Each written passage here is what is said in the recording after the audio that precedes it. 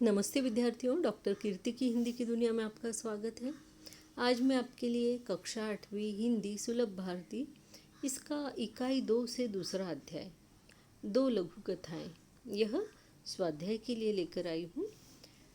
इन लघु कथाओं में आपको जो पहली कथा दी हुई है उसका नाम है न्यू और दूसरी कथा का नाम है जीभ का वर्चस्व।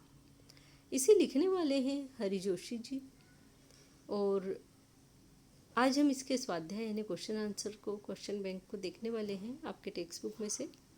विद्यार्थियों, इसको शुरू करने से पहले मैं आपसे एक रिक्वेस्ट करना चाहती हूँ कि इस चैनल को लाइक कीजिए, सब्सक्राइब कीजिए और हो सके तो अपने फ्रेंड्स के साथ में शेयर भी ज़रूर से कीजिए, क्योंकि मिल बांट कर पढ़ने से ज्ञान बढ़ता है, कभी भी कम नहीं होता। इस बात को हमेशा ध्यान में रखिए और आजमा कर भी ज़रूर देखिए।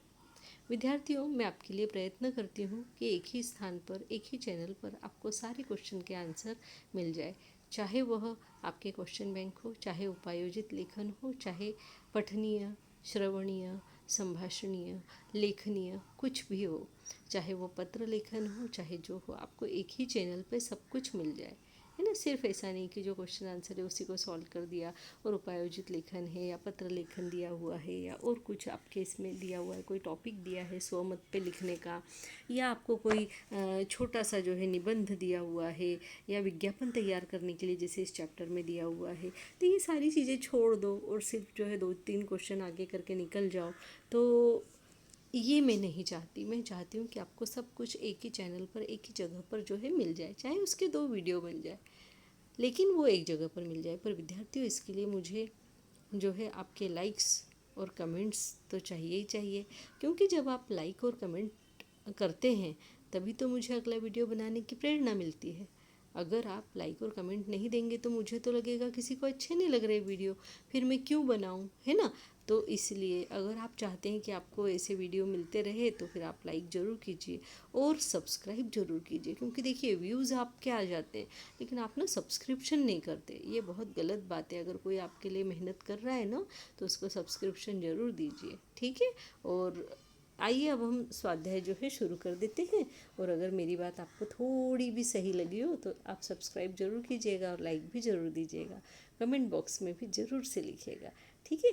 आइए हम लोग देखते हैं प्रश्न 1।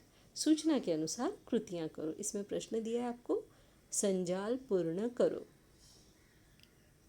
प्रश्न है दांतों की विशेषताएं। उत्तर में 1 पंक्तिबद्ध थे, 2 दुस्साहसी थे, 3 घनिष्ठ मित्र थे, 4 एकजुट रहते थे। ये चारों दांतों की विशेषताएं हैं। ये आपका आकृति पैटर्न में दिया हुआ है आपके टेक्स्ट बुक में। नेक्स्ट क्वेश्चन देखते हैं, उत्तर लिखो। उत्तर लिखो में दिया है पहला, जीभ द्वारा दी गई चेतावनी। तो जीभ ने चेतावनी दी थी, डॉक्टर को बुलाऊं, दंत चिकित्सक एक एक को बाहर कर देगा, मुझे तो छुएगा भी नहीं और तुम सब बाहर दिखाई दोगे। अच्छी धमकी दी थी, है ना, जीभ ने। दूसरा प्रश्न है, पंक्तिबद्ध और एकजुट रहने के कारण दांतों में आया गलत परिवर्तन। उत्तर आ जाएगा, पंक्तिबद्ध और एकजुट रहने के कारण दांत बहुत दुस्साहसी हो गए थे। तीसरा प्रश्न आपको दिया है, विधानों के सामने चौखट में सही अथवा गलत का चिन्ह लगाइए। पहला है, जीभा ने अविवेकपूर्ण उत्तर दिया। तो नहीं, जीभा ने जो है विवेकपूर्ण उत्तर दिया था, इसलिए यहाँ पे हम गलत का निशान लगाएंगे। दूसरा, दांत घमंडी थे। तो हाँ, बिल्कुल साथ में रह के वे घमंडी हो गए थे, सही का निशान लगाएंगे। 3, सभी अपराधियों को नियमानुसार सजा नहीं हुई। नहीं, सभी को जो है नियमानुसार सजा हुई थी और इसीलिए यहाँ पर रॉन्ग, जो गलत है उसका निशान आएगा।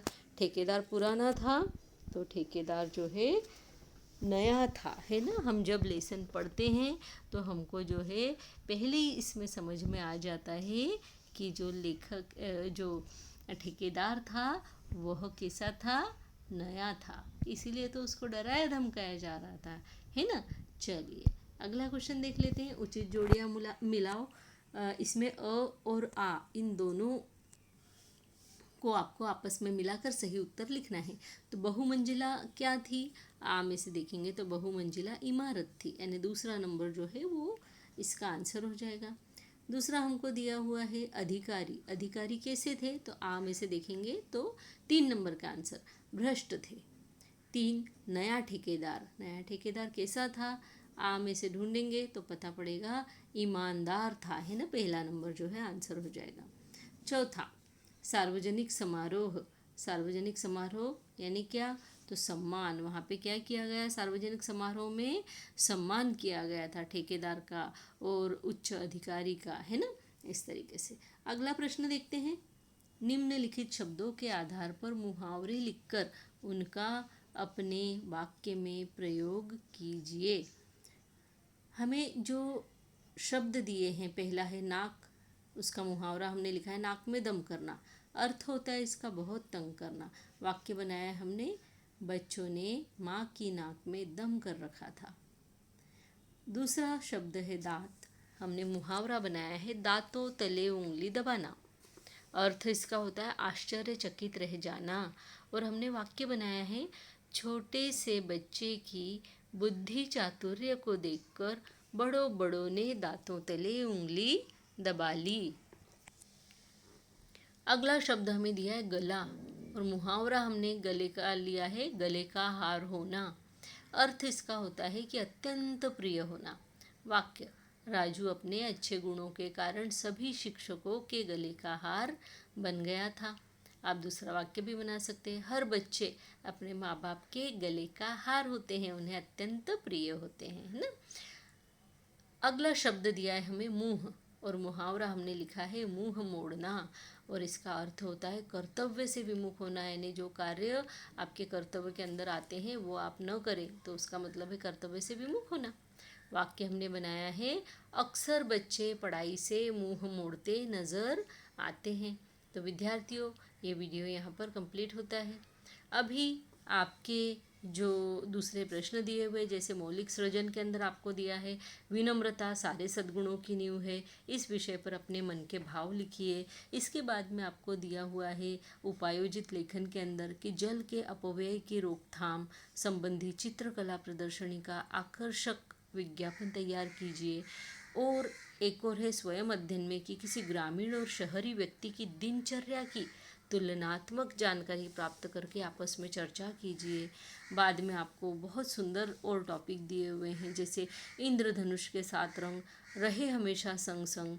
इस कथन के आधार पर कहानी बनाइए और अपने सहपाठियों के सामने प्रस्तुत कीजिए। तो ये कहानी बना के प्रस्तुत करना नहीं है, मतलब ये कहानी लेखन है, तो ये एक टॉपिक बनता है। फिर पठनी में आपको दिया है श्रम निष्ठा का महत्व बताने वाला कोई निबंध पढ़िए, है ना। और लेखनीय में दिया है किसी समारोह के मुख्य बिंदुओं एवं मुद्दों को पढ़ो और इनका पुनः स्मरण करके लिखिए। तो यहाँ पे ये सारे टॉपिक आपको हिंदी व्याकरण के अंतर्गत में देने वाली हूँ।